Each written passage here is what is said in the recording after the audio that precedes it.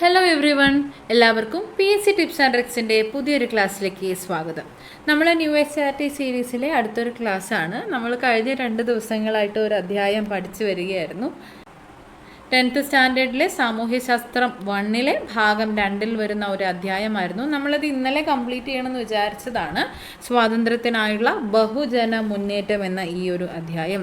പക്ഷേ ഇന്നലെ mic work ചെയ്യുന്നുണ്ടായിരുന്നില്ല. Class എടുത്തുകൊണ്ടിരിക്കുന്ന സമയത്തായിരുന്നു ഈ ഒരു മൈക്ക് സ്റ്റക്കായത്. പിന്നെ ഓഡിയോ ഒന്ന് റെക്കോർഡ് ആവുന്നുണ്ടായിരുന്നില്ല. അപ്പോൾ അതുകൊണ്ടാണ് കേട്ടോ നമ്മളത് നിർത്തിയത്. അപ്പോൾ ഇന്ന് നമ്മൾ എവിടെയാണോ നിർത്തിയത് അവിടുന്ന് തുടങ്ങാൻ പോവാണ്. അപ്പോൾ ഇതിനു മുന്നേ നമ്മളിപ്പോൾ 2 പാർട്ട് ഓൾറെഡി അപ്ലോഡ് ചെയ്തു.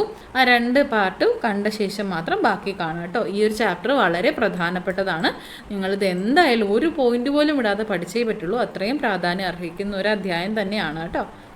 നമ്മളിവിടെ കോൺഗ്രസ് സോഷ്യലിസ്റ്റ് പാർട്ടിയുടെ രൂപീകരണം കണ്ടു. അതിനുശേഷം ഒരു പ്രധാനപ്പെട്ട വനിതാ നേതാവിനെയും കണ്ടു. ഇനി നമുക്ക് കർഷക മുന്നേറ്റങ്ങളെ കുറിച്ചാണ് പഠിക്കാനുള്ളത്. അപ്പോൾ ഇന്നത്തെ ക്ലാസ്സിൽ നമ്മൾ പ്രധാനപ്പെട്ട കർഷക മുന്നേറ്റങ്ങളെക്കുറിച്ച് പഠിക്കുന്നു. സ്വാതന്ത്ര്യ സമര കാലത്തെ ശക്തിപ്പെടുത്തുന്നതിനായിട്ട് കർഷകരുടെ പങ്കാളിത്തം അനിവാര്യമാണ് എന്ന് ഗാന്ധിജി ഉൾപ്പെടെയുള്ള നേതാക്കൾ തിരിച്ചറിഞ്ഞിട്ടുണ്ടായിരുന്നു. അക്കാലത്ത് കർഷകർ നിരവധി പ്രയാസങ്ങൾ നേരിട്ടിരുന്നു. എന്തൊക്കെയാണെന്ന് വെച്ചാൽ അമിതമായിട്ടുള്ള നികുതി, ജന്മിമാരുടെ ചൂഷണം, കുടിയൊഴിപ്പിക്കൽ, ഇവയെല്ലാം തന്നെ കർഷകരെ വലിയ രീതിയിലുള്ള ചൂഷണങ്ങൾക്ക് വിധേയരാക്കിയിട്ടുണ്ടായിരുന്നു. അങ്ങനെ 1920കളിൽ കിസാൻ സഭകൾ എന്ന പേരിൽ ഒരു സഭകളൊക്കെ രൂപീകരിച്ചുകൊണ്ട് കർഷകർ സംഘടിച്ചു തുടങ്ങുകയാണ്. അവരുടെ പ്രയാസങ്ങളൊക്കെ മറികടക്കുന്നതിനായിട്ട് കിസാൻ സഭകൾ എന്ന പേരിൽ കർഷകർ സംഘടിച്ചു തുടങ്ങി. അങ്ങനെ അക്കാലത്ത് ഉത്തർപ്രദേശിലെ അവധ് മേഖലയിൽ നടന്ന കർഷക മുന്നേറ്റം ഐക്യപ്രസ്ഥാനം എന്ന പേരിലാണ് അറിയപ്പെട്ടിരുന്നത്. ഐക്യപ്രസ്ഥാനം പിന്നീട് 1936കളിലേക്കൊക്കെ എത്തിയപ്പോൾ 1936ൽ അഖിലേന്ത്യാ കിസാൻ സഭ രൂപീകരിക്കുകയും കർഷക പ്രസ്ഥാനങ്ങളുടെ ചരിത്രത്തിലെ നാഴികക്കല്ലായി ഈ ഒരു അഖിലേന്ത്യാ കിസാൻ സഭ മാറുകയും ചെയ്തു. 1936 1940കളിൽ നടന്ന കർഷക സമരങ്ങളാകട്ടെ സ്വാതന്ത്ര്യം എന്ന ലക്ഷ്യത്തിലേക്ക് എത്തുന്നതിന് സഹായിച്ചിട്ടുള്ള പ്രധാന ഘടകങ്ങളായി മാറുകയും ചെയ്തു. ഇങ്ങനെയാണ് കർഷകരുടെ സമരങ്ങൾ, കർഷക സംഘങ്ങളൊക്കെ പ്രവർത്തിച്ച് സ്വാതന്ത്ര്യത്തിലേക്ക് എത്തുന്നത്. ഇത്തരത്തിൽ പ്രവർത്തിച്ചിട്ടുള്ള സംഘടനകളിലും അല്ലെങ്കിൽ സമരങ്ങളിലുമൊക്കെ പിൽക്കാല കർഷക സമരങ്ങളിൽ പ്രധാനപ്പെട്ടവയെന്നോണം പറയാൻ പറ്റുന്നവയാണ് ബംഗാളിലെ തെബാഗ സമരം, ആന്ധ്രയിലെ തെലങ്കാന സമരം എന്നിവയൊക്കെ. എന്താണ് തെബാഗ സമരം എന്നുള്ളതാണ് ഇവിടെ നൽകിയിട്ടുള്ളത്. തെബാഗ ചായ്. എന്താണ് തെബാഗ ചായ്? അഖിലേന്ത്യാ കിസാൻ സഭയുടെ നേതൃത്വത്തിൽ 1946-47 കാലത്താണ് തെബാഗ സമരം നടന്നത്. കാലഘട്ടം 1946-47 തെബാഗ സമരം. ഭൂപ്രഭുക്കളായിട്ടുള്ള ഭൂപ്രഭുക്കളാണ് ജോത്തേദാർമാർ. ഇവർക്കെതിരെയുള്ള കർഷകരുടെ സമരമായിരുന്നു തെബാഗ സമരം എന്ന് പറയുന്നത്. അതായത് ഇവിടെ ഈ ഒരു ഭാഗത്ത് വിളവ് 2ആയിട്ട് ഭാഗിച്ചുകൊണ്ട് ഒരു ഭാഗം ഈ ഭൂപ്രഭുക്കന്മാരായിട്ടുള്ള ജോത്തേദാർമാർക്ക് നൽകുന്ന ഒരു രീതി നിലവിലുണ്ടായിരുന്നു. എന്നാൽ ഈ ഒരു വിളവിനെ 3ആയിട്ട് ഭാഗിക്കണമെന്നും അതിൽ 2 ഭാഗം തങ്ങൾക്ക് ലഭിക്കണമെന്നും ആവശ്യപ്പെട്ടുകൊണ്ട് കർഷകർ നടത്തിയ സമരത്തിലെ ഒരു ഭാഗം അല്ലെങ്കിൽ ഒരു മുദ്രാവാക്യമായിരുന്നു തെബാഗ ചായ് എന്നത്. ഈ ഒരു വാക്കിൻ്റെ അർത്ഥം 3ൽ 2 ഭാഗം ഞങ്ങൾക്ക് വേണം, വി വാണ്ട് 2/3 ഷെയർ എന്നതായിരുന്നു ഈ ഒരു വാക്കിൻ്റെ അർത്ഥമെന്ന് പറയുന്നത്. അപ്പോൾ ഇതാണ് തെബാഗ സമരം എന്നത്. തെബാഗ സമരവും ആന്ധ്രയിലെ തെലങ്കാന സമരവുമൊക്കെ കർഷക സമരങ്ങളിൽ പ്രധാനപ്പെട്ടവയാണ്.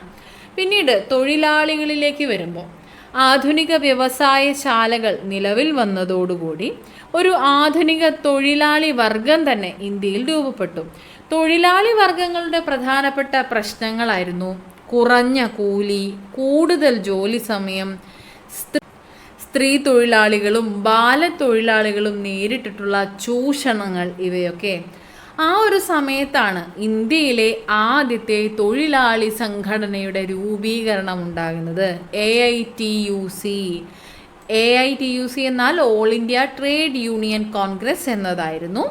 ഈ AITUC all India trade union Congress ആയിരുന്നു ദേശീയ അടിസ്ഥാനത്തിൽ തന്നെ രൂപീകരിച്ചിട്ടുള്ള ഇന്ത്യയിലെ ആദ്യത്തെ തൊഴിലാളി സംഘടന എന്നത്.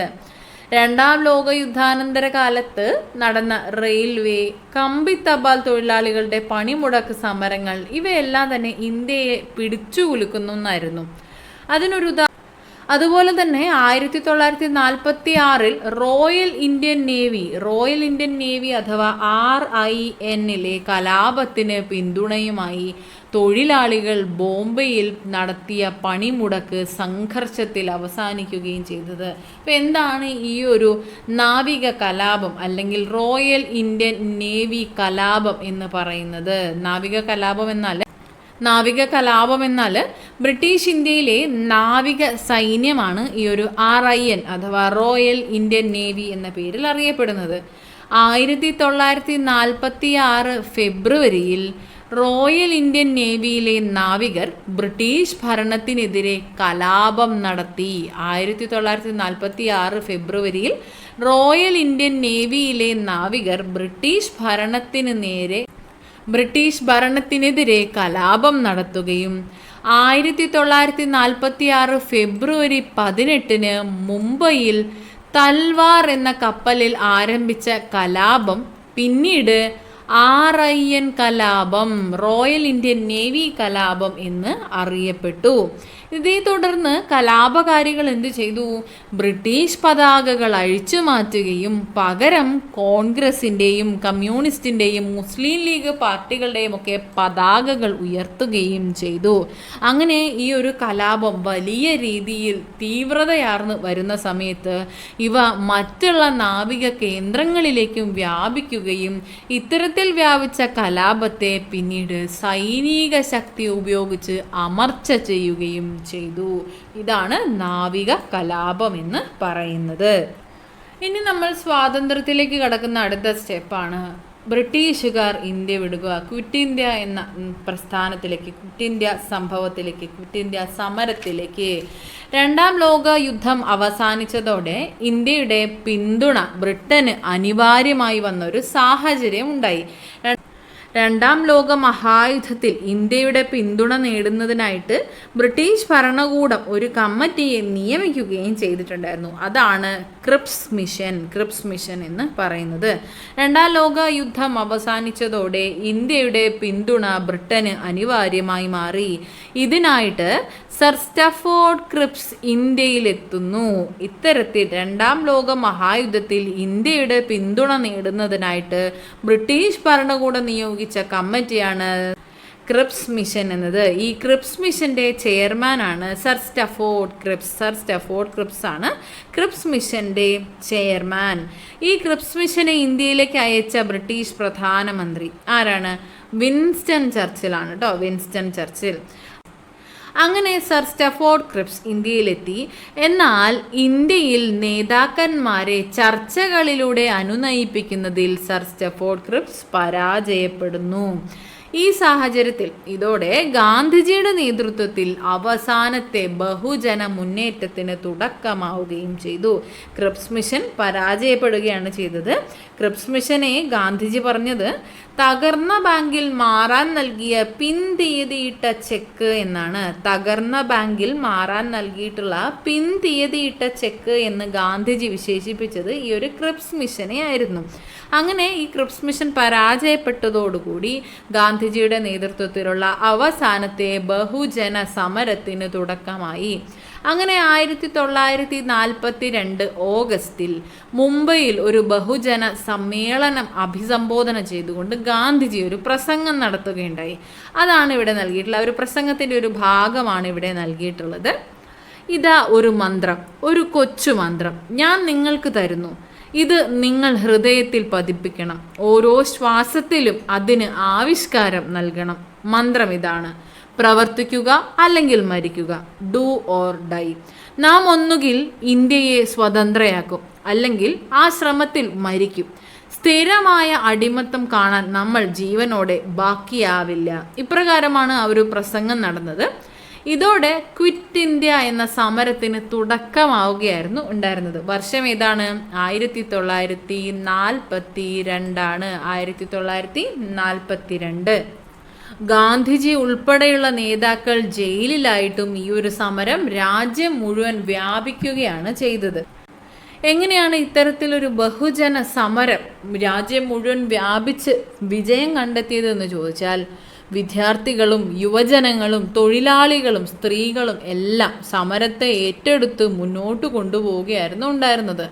പോസ്റ്റ് ഓഫീസുകൾ, കമ്പിത്തപാൽ ഓഫീസുകൾ, റെയിൽവേ സ്റ്റേഷനുകൾ എന്നിവയെല്ലാം ആക്രമിക്കപ്പെടുകയും ജയപ്രകാശ് നാരായൺ, റാം മനോഹർ ലോഹ്യ, അരുണ അസഫ് അലി, സുചേത കൃപലാനി തുടങ്ങിയവർ ഒളിവിൽ നിന്ന് സമരം നയിക്കുകയും ചെയ്തു.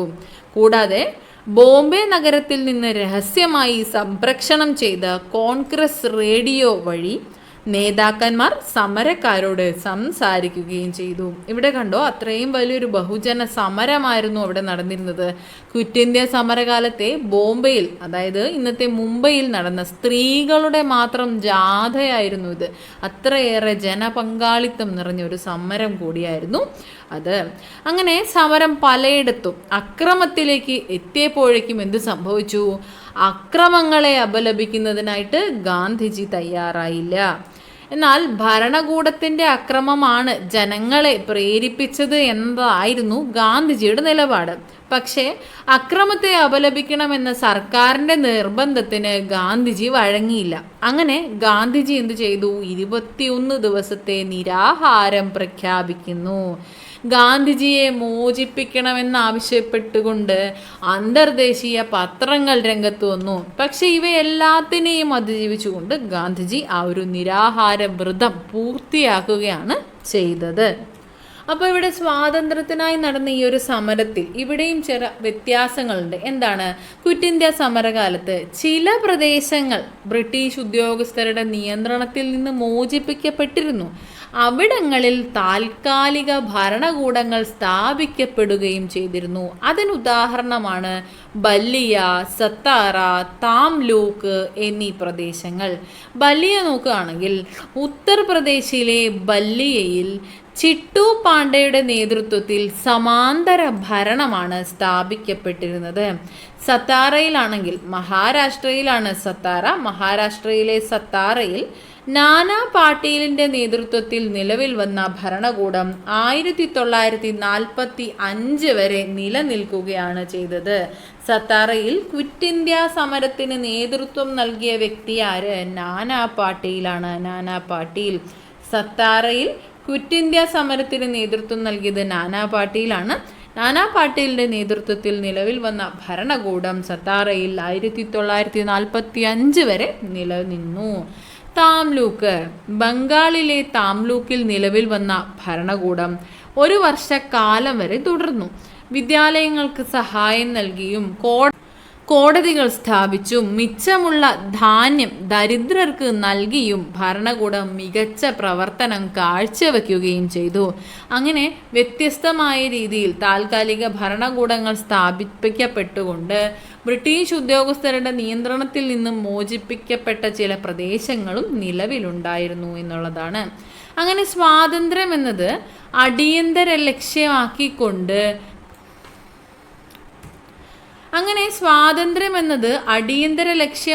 മാറ്റി എന്നതാണ് ക്വിറ്റ് ഇന്ത്യ സമരത്തിൻ്റെ പ്രാധാന്യം എന്നത്. അധികാര കൈമാറ്റം അനിവാര്യമാണ് എന്നൊരു സാഹചര്യം ഉണ്ടാവുകയും തുടർന്നുള്ള സംഭവ വികാസങ്ങൾ ഇക്കാര്യം അടിവരയിട്ടുറപ്പിക്കുകയും ചെയ്തു. 1944 ജൂലൈ 6 ആസാദ് ഹിന്ദ് റേഡിയോ വഴി സുഭാഷ് ചന്ദ്രബോസ് ഗാന്ധിജിയെ അഭിസംബോധന ചെയ്തുകൊണ്ടൊരു പ്രസംഗം നടത്തി. അതിലെ വരികളാണ് ഇവിടെ നൽകിയിട്ടുള്ളത്. ഇന്ത്യയുടെ സ്വാതന്ത്ര്യത്തിനായുള്ള അവസാന യുദ്ധം ആരംഭിച്ചിരിക്കുന്നു. രാഷ്ട്രപിതാവേ, ഇന്ത്യയുടെ മോചനത്തിനായുള്ള ഈ വിശുദ്ധ യുദ്ധത്തിൽ ഞങ്ങൾ അങ്ങയുടെ അനുഗ്രഹം തേടുകയാണ്. ഇപ്രകാരമാണ് സുഭാഷ് ചന്ദ്രബോസ് ഗാന്ധിജിയെ അഭിസംബോധന ചെയ്തുകൊണ്ട് 1944 പ്രസംഗിച്ചിട്ടുള്ളത്. ഇന്ത്യയുടെ സ്വാതന്ത്ര്യത്തിനായിട്ട് തികച്ചും വേറിട്ട ഒരു വഴി സ്വീകരിച്ച നേതാവായിരുന്നു ഈ സുഭാഷ് ചന്ദ്രബോസ് എന്നത്. 2 തവണ കോൺഗ്രസിൻ്റെ പ്രസിഡൻ്റായ വ്യക്തിയാണ് സുഭാഷ് ചന്ദ്രബോസ്. പിന്നീട് ഗാന്ധിജിയുമായുള്ള അഭിപ്രായ വ്യത്യാസത്തെ തുടർന്ന് ഇദ്ദേഹം കോൺഗ്രസിൽ നിന്ന് രാജിവെച്ച് ഫോർവേഡ് ബ്ലോക്ക് എന്ന പാർട്ടി രൂപീകരിക്കുകയാണ് ചെയ്തത്. 1939 ഫോർവേഡ് ബ്ലോക്ക് എന്ന ഈ ഒരു പാർട്ടി രൂപീകരിക്കുന്നത്.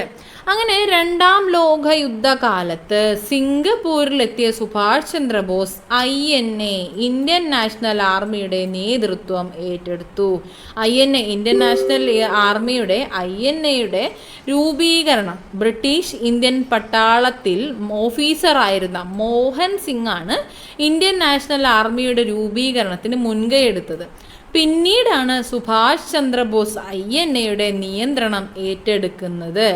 അങ്ങനെ ഇദ്ദേഹം INAയെ പുനഃസംഘടിപ്പിച്ച ഇദ്ദേഹം ജപ്പാൻ പട്ടാളത്തോടൊപ്പം ഇന്ത്യയിലേക്ക് മാർച്ച് ചെയ്യുകയും എന്നാൽ ഇദ്ദേഹം ബ്രിട്ടീഷ് പട്ടാളത്തിൻ്റെ കനത്ത ചെറുത്തുനിൽപ്പിനെ മറികടക്കാൻ കഴിയാതെ ഇദ്ദേഹത്തിൻ്റെ ശ്രമങ്ങൾ വിഫലമായി പോവുകയാണ് ചെയ്തത്.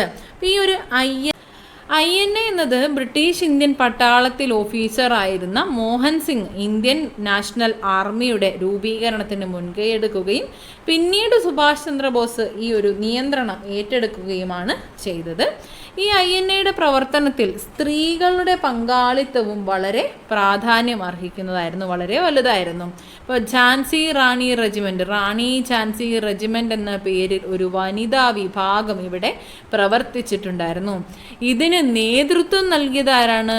ക്യാപ്റ്റൻ ലക്ഷ്മിയാണ്. ഇതിന് നേതൃത്വം നൽകിയത് മലയാളിയായ ക്യാപ്റ്റൻ ലക്ഷ്മി സൈഗാളായിരുന്നു. INAയിൽ മറ്റൊരു മലയാളി അംഗം കൂടി ഉണ്ടായിരുന്നു. INAയിലെ മറ്റൊരു മലയാളിയായിരുന്നു വക്കം അബ്ദുൾ ഖാദർ. അദ്ദേഹത്തെ പിന്നീട് ബ്രിട്ടീഷുകാർ പിടികൂടി തൂക്കിലേറ്റുകയായിരുന്നു ഉണ്ടായിരുന്നത്. അപ്പോൾ ഝാൻസി റാണി റെജിമെൻ്റ് എന്ന പേരിൽ വനിതാ വിഭാഗം INAയിൽ പ്രവർത്തിച്ചിട്ടുണ്ടായിരുന്നു. ഇന്ത്യൻ നാഷണൽ ആർമി എന്നത് ഇതാണ്. അങ്ങനെ ലക്ഷ്യം നേടുന്നതിൽ വേണ്ടത്ര വിജയിച്ചിട്ടില്ല എങ്കിലും സ്വാതന്ത്ര്യ സമരത്തിൻ്റെ അവസാന ഘട്ടത്തിൽ ജനങ്ങളിൽ ആവേശം സൃഷ്ടിക്കുന്നതിന് INAയ്ക്ക് കഴിഞ്ഞു എന്നത് പ്രധാനപ്പെട്ടതാണ്. 2ാം ലോക യുദ്ധം അവസാനിച്ചതിന് ശേഷം ബ്രിട്ടീഷുകാർ പിടികൂടിയ INA ഭടന്മാരെ ഡൽഹിയിലെ ചെങ്കോട്ടയിൽ വെച്ച് വിചാരണ ചെയ്തു. Colonel Prem Sehgal, colonel GS Dhillon, Shanavas Khan തുടങ്ങിയവരെ വിചാരണ ചെയ്യുന്നതിനെതിരെ വലിയ രീതിയിലുള്ള പ്രക്ഷോഭങ്ങൾക്ക് രാജ്യം സാക്ഷ്യം വഹിക്കേണ്ടി വന്നു. അതിനെ തുടർന്ന് ജവഹർലാൽ നെഹ്റു ഉൾപ്പെടെയുള്ള കോൺഗ്രസ് നേതാക്കൾ വിചാരണ വേളയിൽ കോടതിയിലെത്തേണ്ടതായിട്ടും വന്നു. ഈ ഒരു സാഹചര്യത്തിലാണ് ദേശദ്രോഹികളല്ല ദേശാഭിമാനികൾ എന്ന പേരിൽ ലഘുലേഖകളൊക്കെ പ്രചരിപ്പിക്കപ്പെടുകയുണ്ടായി. ഇത്തരത്തിൽ തീവ്രമായൊരു സാഹചര്യമായിരുന്നു അവിടെ ഉണ്ടായിരുന്നത്. ഈ ഒരു യുദ്ധാനന്തര കാലത്ത് ബ്രിട്ടീഷ് ഭരണകൂടം നേരിട്ടിട്ടുള്ള ഏറ്റവും വലിയ വെല്ലുവിളിയായിരുന്നു INA ഭടന്മാരുടെ വിചാരണയ്ക്കെതിരെ നടന്ന ഈ പ്രക്ഷോഭങ്ങൾ എന്ന് പറയുന്നത്. അങ്ങനെ നമ്മൾ സ്വാതന്ത്ര്യത്തിലേക്ക് കടക്കുകയാണ്.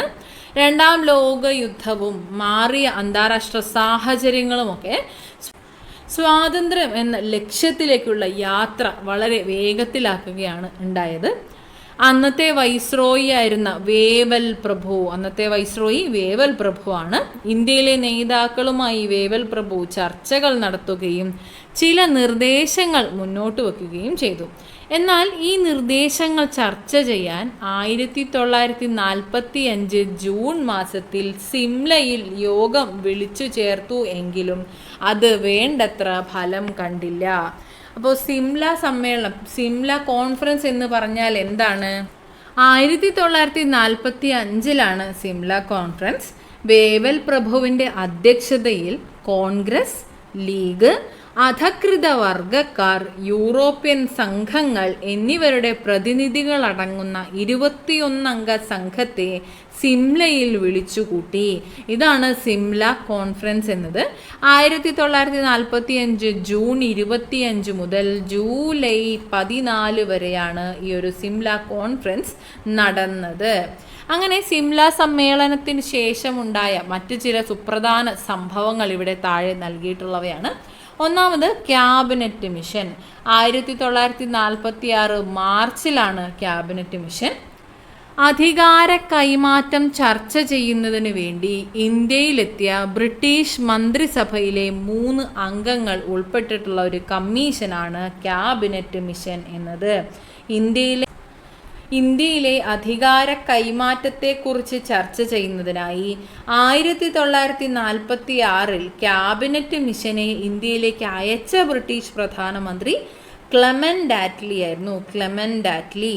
ഈ ഒരു ക്യാബിനറ്റ് മിഷൻ്റെ തലവനാണ് പെത്വിക് ലോറൻസ്. അപ്പോൾ 3 അംഗങ്ങളുണ്ട് എന്ന് പറഞ്ഞു. അധികാര കൈമാറ്റം ചർച്ച ചെയ്യുന്നതിന് വേണ്ടിയിട്ട് ഇന്ത്യയിലെത്തിയ ബ്രിട്ടീഷ് മന്ത്രിസഭയിലെ 3 അംഗങ്ങൾ ഉൾപ്പെട്ട കമ്മീഷനാണ് ക്യാബിനറ്റ് മിഷൻ. ഈ ഒരു കമ്മീഷനിൽ Stafford Cripps, Pethick Lawrence, A.V. Alexander എന്നിവരായിരുന്നു ഈ 3 അംഗങ്ങൾ. Stafford Cripps, Pethick Lawrence, A.V. Alexander. അധികാര കൈമാറ്റം. ഇവിടെ ക്യാബിനറ്റ് മിഷൻ മുന്നോട്ട് വെച്ചിട്ടുള്ള നിർദ്ദേശങ്ങൾ എന്ന് പറയുന്നത് അധികാര കൈമാറ്റം നടക്കുന്നത് വരെ ഒരു ഇടക്കാല ഗവൺമെൻറ്, ഇൻ്ററിം ഗവൺമെൻറ് രൂപീകരിക്കുക, ഇന്ത്യക്കായി ഭരണഘടന തയ്യാറാക്കുന്നതിനായിട്ട് ഒരു ഭരണഘടനാ നിർമ്മാണ സമിതി രൂപീകരിക്കുക എന്നിവയായിരുന്നു പ്രധാനപ്പെട്ട നിർദ്ദേശങ്ങൾ എന്ന് പറയുന്നത്. അടുത്തത് മൗണ്ട് ബാറ്റൺ പദ്ധതിയാണ്. മൗണ്ട് ബാറ്റൺ പദ്ധതി അല്ലെങ്കിൽ 1947 ജൂൺ 3 പദ്ധതി ആയതുകൊണ്ട് ജൂൺ 3 പദ്ധതി എന്നും ഇത് അറിയപ്പെട്ടിരുന്നു. ജൂൺ 3 പദ്ധതി അല്ലെങ്കിൽ ബാൽക്കൺ പദ്ധതി എന്നും അറിയപ്പെട്ടിരുന്നത് ഈ ഒരു മൗണ്ട് ബാറ്റൺ പദ്ധതിയാണ്. 1947 ജൂൺ 3 ഈ ഒരു പദ്ധതി. അവസാനത്തെ വൈസ്രോയി ആയിരുന്ന മൗണ്ട് ബാറ്റൺ മുന്നോട്ട് വെച്ച പദ്ധതിയാണ് മൗണ്ട് ബാറ്റൺ പദ്ധതി. ഇവിടെ രാജ്യത്തെ ഇന്ത്യ, പാകിസ്ഥാൻ എന്നിങ്ങനെ 2ആയി വിഭജിച്ച് സ്വാതന്ത്ര്യം കൈമാറുന്നതിനായി നിർദ്ദേശിച്ചു. മൗണ്ട് ബാറ്റൺ പ്രഭു ഇന്ത്യയിലെത്തിയത് 1947 മാർച്ച് 22 ഇന്ത്യയുടെ സ്വാതന്ത്ര്യത്തിനും വിഭജനത്തിനുമായിട്ട് മൗണ്ട് ബാറ്റൺ പ്രഭു തയ്യാറാക്കിയിട്ടുള്ള പദ്ധതിയാണ് മൗണ്ട് ബാറ്റൺ പദ്ധതി അഥവാ ബാൽക്കൺ പദ്ധതി അല്ലെങ്കിൽ ജൂൺ 3 പദ്ധതി എന്നത്. ജൂൺ 3 പദ്ധതി. അങ്ങനെ നമ്മൾ സ്വാതന്ത്ര്യത്തിലേക്ക് കടക്കുകയാണ്. ഇന്ത്യയുടെ സ്വാതന്ത്ര്യം 1947 ഓഗസ്റ്റ് 15 ബ്രിട്ടീഷ് പാർലമെൻറ്റ് പാസാക്കിയ ഇന്ത്യൻ സ്വാതന്ത്ര്യ നിയമപ്രകാരം 1947 ഓഗസ്റ്റ് 15 ഇന്ത്യ സ്വതന്ത്രയായി. ബ്രിട്ടീഷ് പാർലമെൻറ്റ് പാസാക്കിയിട്ടുള്ള ഇന്ത്യൻ സ്വാതന്ത്ര്യ നിയമപ്രകാരം 1947 ഓഗസ്റ്റ് 15 ഇന്ത്യ സ്വതന്ത്രയായി. ജവഹർലാൽ നെഹ്റു സ്വതന്ത്ര ഇന്ത്യയുടെ ആദ്യത്തെ പ്രധാനമന്ത്രിയായി നിയമിതനാവുകയും ചെയ്തു. ജവഹർലാൽ നെഹ്റു സ്വതന്ത്ര ഇന്ത്യയുടെ ആദ്യത്തെ പ്രധാനമന്ത്രിയായി. അങ്ങനെ നമ്മൾ സ്വാതന്ത്ര്യത്തിലേക്ക് എത്തി. ഈ ഒരു ചരിത്ര നിമിഷത്തെക്കുറിച്ച് ഇവിടെ ഒരു പുസ്തകത്തിൽ രേഖപ്പെടുത്തിയിട്ടുണ്ട്. ഫ്രീഡം അറ്റ് മിഡ് നൈറ്റ് എന്ന ഈ ഒരു പുസ്തകത്തിൽ രേഖപ്പെടുത്തിയത് ഇപ്രകാരമാണ്. ബ്രിട്ടീഷ് ഭരണത്തിൻ്റെ അവസാനം 1947 ജൂലൈ 18 വെള്ളിയാഴ്ച ബ്രിട്ടീഷ് പാർലമെൻറ്റിൻ്റെ ഉപരിസഭയായ പ്രഭുസഭയുടെ വലിയ മേശമേൽ രാജാവ് ജോർജ് 6 അനുമതിക്കായി ബില്ലുകൾ അടുക്കി വച്ചിരുന്നു. മേശയുടെ ഒരു വശത്ത് രാജാവിൻ്റെ പ്രതിനിധിയായ ഗുമസ്തനും മറുവശത്ത് പാർലമെൻറ്റിൻ്റെ പ്രതിനിധിയും സന്നിഹിതനായിരുന്നു. പ്രധാനമന്ത്രി ക്ലെമന്റ് ആറ്റ്ലിയുടെ നേതൃത്വത്തിൽ ഹൗസ് ഓഫ് കോമൺസിൽ നിന്ന് 30 അംഗ സംഘവും അവിടെ എത്തിയിരുന്നു. പാർലമെൻറ്റിൻ്റെ പ്രതിനിധിയായ ഗുമസ്തൻ ഒരു ബില്ല് കയ്യിലെടുത്ത് ഇങ്ങനെ വായിച്ചു: സൗത്ത് മെട്രോപൊളിറ്റൻ ഗ്യാസ് ബിൽ. രാജാവിൻ്റെ പ്രതിനിധി ഇവിടെ മറുപടി നൽകി രാജാവ് ഇത് അംഗീകരിക്കുന്നു എന്ന്. പാർലമെൻറ്റിൻ്റെ പ്രതിനിധി അടുത്ത ബിൽ കയ്യിലെടുത്തു: ദി ഫെലിക്സ് സ്റ്റോപ്പിയർ ബിൽ. രാജാവിൻ്റെ പ്രതിനിധി ഇവിടെയും മറുപടി നൽകിയത് രാജാവ് ഇത് അംഗീകരിക്കുന്നു എന്ന് തന്നെയാണ്. പാർലമെൻറ്റിൻ്റെ പ്രതിനിധി മറ്റൊരു ബില്ല് കയ്യിലെടുത്തു, ഇന്ത്യൻ ഇൻഡിപെൻഡൻസ് ബിൽ. രാജാവ് ഇത് അംഗീകരിക്കുന്നു. ഹാളിൽ രാജപ്രതിനിധിയുടെ ശബ്ദം മുഴങ്ങി. ഇന്ത്യ സ്വതന്ത്രയായി. ബ്രിട്ടീഷ് ഭരണം ചരിത്രത്തിൻ്റെ ഭാഗമായി മാറുകയും ചെയ്തു. ഇതാണ് ആ ഒരു ചരിത്ര മുഹൂർത്തം എന്ന് പറയുന്നത്. ആധുനിക ലോകം സാക്ഷ്യം വഹിച്ച ഏറ്റവും വലിയ ജനകീയ പ്രസ്ഥാനങ്ങളിലൊന്നായിരുന്നു ഇന്ത്യൻ സ്വാതന്ത്ര്യ സമരം എന്നത്. വർഷങ്ങൾ നീണ്ടുനിന്ന ബ്രിട്ടീഷ് വിരുദ്ധ സമരം എക്കാലത്തും ചില മൂല്യങ്ങളെ ഉയർത്തിപ്പിടിച്ചിരുന്നതായി നമുക്ക് കാണാം. അവയിൽ പ്രധാനപ്പെട്ടതാണ് അഹിംസ, ജനാധിപത്യം, ദേശീയ ഐക്യം, മതേതരത്വം, ബഹുസ്വരത, സാമൂഹിക നീതി, സാമ്പത്തിക സ്വയം പര്യാപ്തത എന്നിവയൊക്കെ. ഇവയൊക്കെയാണ് ഇന്ത്യൻ സ്വാതന്ത്ര്യ സമരം മുന്നോട്ട് വെച്ച മൂല്യങ്ങളിൽ ചിലത്. ഈ മൂല്യങ്ങളെ ഉയർത്തിപ്പിടിച്ചുകൊണ്ട് വേണം രാഷ്ട്ര പുനർനിർമ്മാണത്തിൽ നമ്മൾ ഓരോരുത്തരും പങ്കാളികളാകേണ്ടത്. അപ്പോൾ ഇത്രയാണ് നമ്മുടെ ഈ ഒരു അധ്യായത്തിൽ നമുക്ക് പഠിക്കാനായിട്ടുള്ളത്. ഈ ഒരു അധ്യായം അത്യാവശ്യം വലിയ ഒരു അധ്യായം തന്നെയായിരുന്നു. ഒരുവിധപ്പെട്ട ചരിത്ര സംഭവങ്ങളെല്ലാം തന്നെ ഉൾപ്പെടുത്തിയിട്ടുള്ള ഒരു ഭാഗം തന്നെയായിരുന്നു. നമുക്കിത് വേണമെങ്കിൽ ഒന്ന് റിവൈസ് ചെയ്ത് നോക്കാം എന്തൊക്കെ കാര്യങ്ങൾ നമ്മൾ ഈ ഒരു അധ്യായത്തിൽ പറഞ്ഞു എന്നുള്ളത്. 1917 മുതലുള്ള കാര്യങ്ങൾ, 1947 സ്വാതന്ത്ര്യം ലഭിക്കുന്നത് വരെയുള്ള ഗാന്ധിയൻ ഇറയിൽ ഉൾപ്പെട്ടിട്ടുള്ള, ഗാന്ധിയൻ കാലഘട്ടത്തിൽ ഉൾപ്പെട്ടിട്ടുള്ള കാര്യങ്ങളാണ് ഈ ഒരു അധ്യായത്തിൽ നമ്മൾ പഠിച്ചത്. എല്ലാം തന്നെ വളരെ പ്രാധാന്യമർഹിക്കുന്നതാണ്. 1957 ചമ്പാരൻ സത്യാഗ്രഹം, 1957 ചമ്പാരൻ സത്യാഗ്രഹം, 1918 ഗുജറാത്തിലെ അഹമ്മദാബാദ് തുണിമിൽ തൊഴിലാളികളുടെ സമരം, അഹമ്മദാബാദിന് ശേഷം 1918 ഗുജറാത്തിൽ നടന്ന ഖേദ സത്യാഗ്രഹം എന്നിവയാണ് നമ്മൾ ആദ്യം പഠിച്ചത്. അതേ തുടർന്ന് പിന്നീട് നമ്മൾ ഇവിടെ 1919 റൗലറ്റ് നിയമമാണ് പിന്നീട് നമ്മൾ പഠിച്ചത്. റൗലറ്റ് നിയമത്തിന് ശേഷം ജാലിയൻവാലാബാഗ് കൂട്ടക്കൊലയെക്കുറിച്ച് നമ്മൾ കണ്ടു. അതേ തുടർന്ന് അന്വേഷണത്തിനെത്തിയ ഹണ്ടർ കമ്മീഷനെ കുറിച്ച് നമ്മൾ കണ്ടു. 1919 ഖിലാഫത്ത് സമരത്തെക്കുറിച്ച്, 1919-20 കാലഘട്ടത്തിലെ ഖിലാഫത്ത് പ്രസ്ഥാനത്തെക്കുറിച്ചും നമ്മൾ കണ്ടു. പിന്നീട് നമ്മൾ കണ്ടത് നിസ്സഹകരണ പ്രസ്ഥാനം, 1920-22 കാലഘട്ടത്തിലെ നിസ്സഹകരണ 1920-22 കാലഘട്ടത്തിലെ നിസ്സഹകരണ പ്രസ്ഥാനത്തെക്കുറിച്ച് നമ്മൾ കണ്ടു. അതേ തുടർന്ന് ചൗരി ചൗര സംഭവം, 1922 ചൗരി ചൗര സംഭവത്തെക്കുറിച്ച് നമ്മൾ കണ്ടു. അതിനുശേഷം നമ്മൾ എന്താണ് കണ്ടത്? പിന്നീട് സ്വാതന്ത്ര്യത്തിനായുള്ള സ്വരാജ് പാർട്ടി, 1923 സ്വരാജ് പാർട്ടിയെക്കുറിച്ച് നമ്മൾ കണ്ടു. 1923 സ്വരാജ് പാർട്ടി. പിന്നീട് നമ്മൾ കുറച്ച് ജനകീയ സമരങ്ങളെക്കുറിച്ച് കണ്ടു. സൈമൺ കമ്മീഷനെ കുറിച്ച് കണ്ടു. 1919 ഭരണപരിഷ്കാരങ്ങളെല്ലാം പ്രായോഗിക അർത്ഥത്തിലും പരാജയപ്പെട്ടതിനെ തുടർന്ന് കൂടുതൽ ഭരണപരിഷ്കാരങ്ങൾ ശുപാർശ ചെയ്യുന്നതിന് വേണ്ടിയിട്ട് ബ്രിട്ടീഷ് പാർലമെൻറ്റ് 1927 നിയമിച്ച കമ്മീഷനായിരുന്നു സൈമൺ കമ്മീഷൻ എന്നത്. അങ്ങനെ സൈമൺ കമ്മീഷനെ കുറിച്ച് കണ്ടു. പിന്നീട് നമ്മൾ ബർദോളി സത്യാഗ്രഹം, കർഷക മുന്നേറ്റങ്ങളൊക്കെ കണ്ടു. അതിനുശേഷമാണ് ലാഹോർ സമ്മേളനം. 1929 ലാഹോർ സമ്മേളനം എന്നത്. ലാഹോർ സമ്മേളനത്തിന് ശേഷം നമ്മൾ ദണ്ഡി കടപ്പുറത്ത് 1930 ദണ്ഡിയിലെ കടലിരമ്പം കണ്ടു.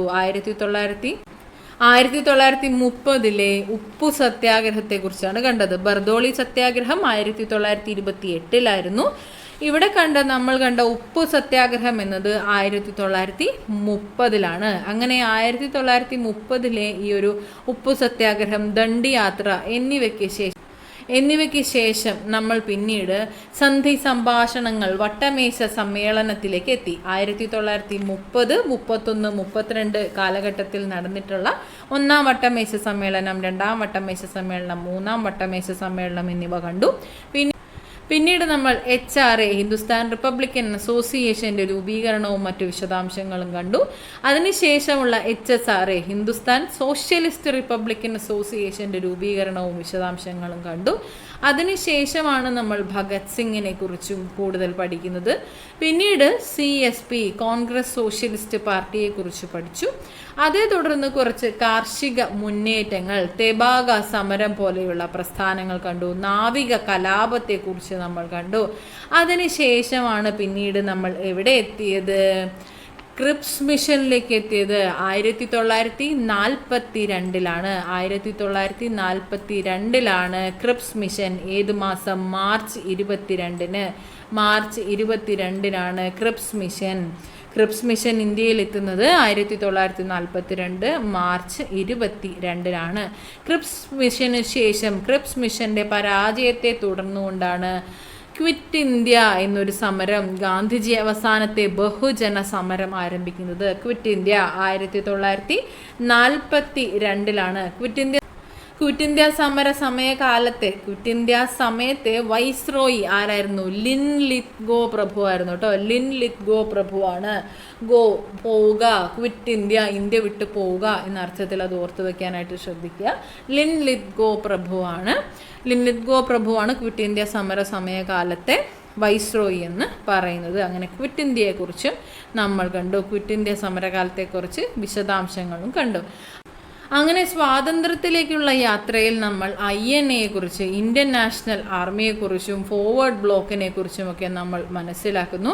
പിന്നീട് നമ്മൾ സ്വാതന്ത്ര്യത്തിലേക്ക് കടക്കുകയാണ്. ഈ സാഹചര്യത്തിലാണ് സിംല കോൺഫറൻസ് 1945 സിംല കോൺഫറൻസിനെ കുറിച്ച് നമ്മൾ മനസ്സിലാക്കുന്നു. സിംല കോൺഫറൻസ് 1945 അതേ തുടർന്നുകൊണ്ട് ക്യാബിനറ്റ് മിഷൻ 1946 ക്യാബിനറ്റ് മിഷൻ കണ്ടു. 1947 ജൂൺ 3 ജൂൺ 3 പദ്ധതി അല്ലെങ്കിൽ മൗണ്ട് ബാറ്റൺ പദ്ധതി കണ്ടു. ഇന്ത്യയുടെ സ്വാതന്ത്ര്യം സംഭവിക്കുന്നു. പിന്നീട് 1947 ഓഗസ്റ്റ് 15 ഇന്ത്യ സ്വതന്ത്രയാകുന്നു.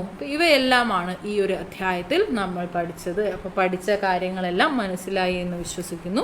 ഇതുവരെ പറഞ്ഞതെല്ലാം ക്ലിയർ ആണ് എന്ന് വിശ്വസിക്കുന്നു. ഇവയെല്ലാം, ഈ ഒരു അധ്യായം അത്രത്തോളം പ്രധാനപ്പെട്ടതാണ്. ഒരുപാട് ചോദ്യങ്ങൾ വന്നിട്ടുണ്ട്. നമ്മൾ റിപ്പീറ്റഡ് ആയിട്ട് പറയുന്നതാണ്. ഇത് SCERTയിലെ പോയിന്റ്സ് ആണ് നമ്മൾ പറഞ്ഞിട്ടുള്ളത്. ഇത്രയും മാത്രമല്ല നമുക്ക് പഠിക്കാനുള്ളത്. ഓക്കെ, ഇവ വളരെ പ്രധാനപ്പെട്ടതാണ്. ഇവ എന്തായാലും പഠിക്കണം. ഓക്കെ, അപ്പോൾ പറഞ്ഞ കാര്യങ്ങളെല്ലാം ക്ലിയർ ആണ് എന്ന് വിശ്വസിക്കുന്നു. നന്നായിട്ട് പഠിക്കുക, നന്നായിട്ട് റിവൈസ് ചെയ്യുക. ചരിത്രം എന്നത് പഠിക്കുമ്പോൾ ചിലർക്ക് കുറച്ച് ബുദ്ധിമുട്ടുണ്ടാവും. അപ്പോൾ ഈ ടൈം ലൈൻ കീപ്പ് ചെയ്ത് പഠിക്കാനായിട്ട് ശ്രദ്ധിക്കുകയാണെങ്കിൽ നല്ലതായിരിക്കും. അത് നല്ലൊരു ഐഡിയ ആണ്. നിങ്ങളുടെ അഭിപ്രായങ്ങളും കൂടി കമൻസിൽ രേഖപ്പെടുത്തും കേട്ടോ. ഇത്തരത്തിൽ പഠിച്ചവരുണ്ട് എങ്കിൽ അതെങ്ങനെയാണെന്നുള്ള കാര്യങ്ങളും കൂടി ഒന്ന് കമൻറ്റ് ചെയ്യുക. അപ്പോൾ അങ്ങനെയാണെങ്കിൽ അറിയാത്തവർക്ക് അത് ഉപകാരപ്പെടുകയാണെങ്കിൽ നല്ലതല്ലേ. അപ്പോൾ ഈ ഒരു രീതി ഒന്ന് പരീക്ഷിച്ച് നോക്കിയിട്ട്, ചെയ്തിട്ടില്ലാത്തവരാണെങ്കിൽ ഇതൊന്ന് പരീക്ഷിച്ച് നോക്കിയിട്ട് അതിനെക്കുറിച്ചുള്ള അഭിപ്രായങ്ങളും കമൻറ്റ് സെക്ഷനിൽ പറയാനായിട്ട് ശ്രമിക്കുക കേട്ടോ. അപ്പോൾ എല്ലാവർക്കും താങ്ക് യു സോ മച്ച്.